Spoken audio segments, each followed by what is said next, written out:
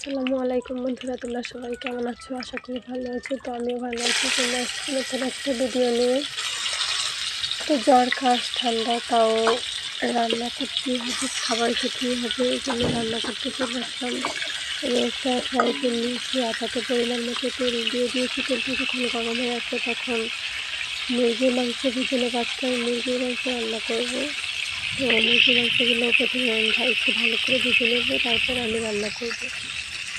মুরগির মাংসগুলো দিয়ে দিয়েছি ভালোভাবে, দুই সাইডে ভালোভাবে উল্টে পাল্টে ভেজে নেব। ভিডিওটা যদি ভালো লাগে অবশ্যই চ্যানেলটাকে সাবস্ক্রাইব করে ভিডিওটাকে একটা লাইক দিয়ে দেবে আর কমেন্টে জানাতে ভিডিওটা কেমন হয়েছে।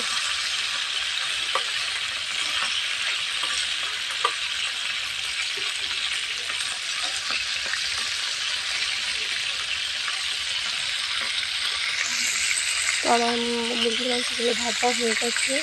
আর এখন আমি এই মুরগির মাংস যে তেলে ভাজলাম ওই তেল দিয়েই আমি আবার রান্না করার জন্য চলে আসলাম।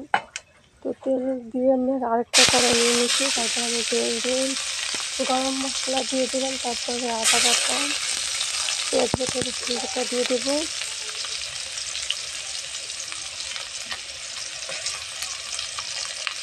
তারপরে এগুলোকে আমি ভালো করে নেড়ে নেবো।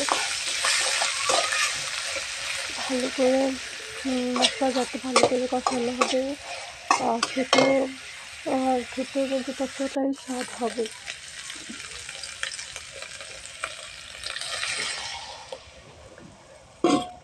তো আমি মশলাটা একটু কষিয়ে তারপর হালকা একটু পানি দিয়ে দিলাম যাতে করে পুড়ে না যায়।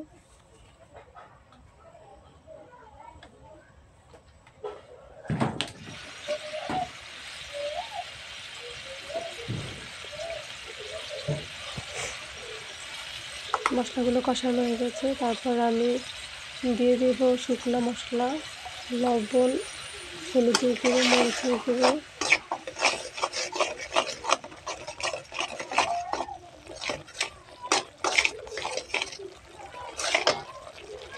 আমার এই রান্নাগুলো কিন্তু আমি পুরোপুরি আমার নিজের মন থেকে করি, আমার নিজের মনের মতো করে করি। আমি কোনো রেসিপি ফলো করি না। আমি মানে সবসময় যেভাবে রান্না করি আমি ওই রান্নাগুলোই আপনাদের কাছে শেয়ার করি। এর থেকে আমি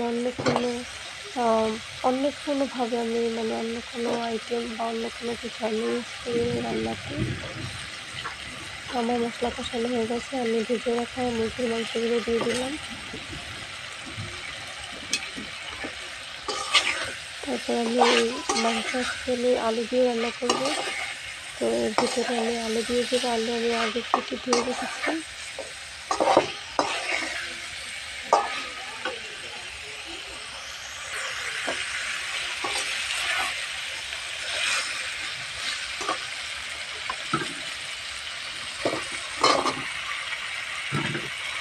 এখন আমি এগুলোকে হালকা একটু নেড়ে চেড়ে মশলার সাথে মিশিয়ে তারপর একটু পানি দিয়ে দেবো ভালোভাবে কষানোর জন্য।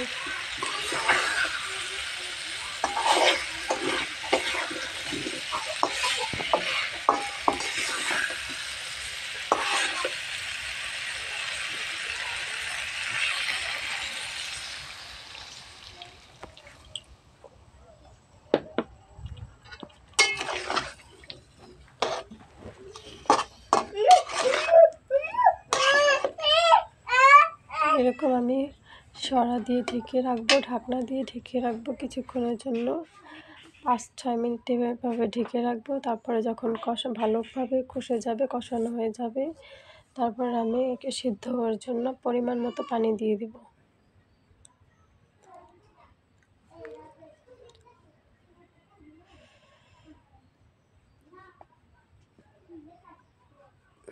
আমার ভাতও প্রায় হয়ে গেছে আর মাংস হয়ে গেছে। দুপুরে রান্না করে ফেললাম, আমার মাংসটা রান্না হয়ে গেছে। তারপরে আমি রান্না শেষে একটু জিরার গুঁড়ো দিয়ে দিলাম উপরে।